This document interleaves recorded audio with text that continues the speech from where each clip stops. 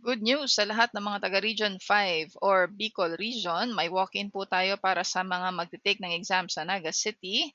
From March 17 to 21, pwede kayong pumunta sa Camarines Sur Police Provincial Office. Yan ay nasa Camp Colonel Kerubin Miranda, Concepcion Grande, Naga City, Camarines Sur.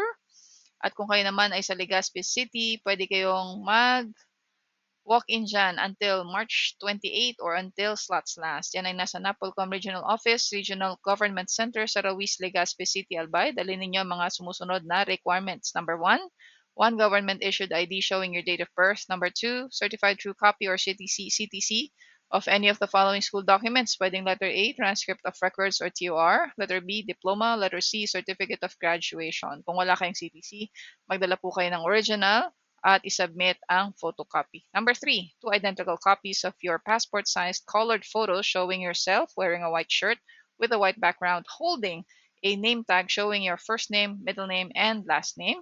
Magdala rin kayo ng one legal-size white window envelope with 21 pesos worth of postal stamps and pangbayad na 400 pesos. Join our 15-day final coaching course dito po sa AMV para kayo ang susunod na #NapolcomPasser.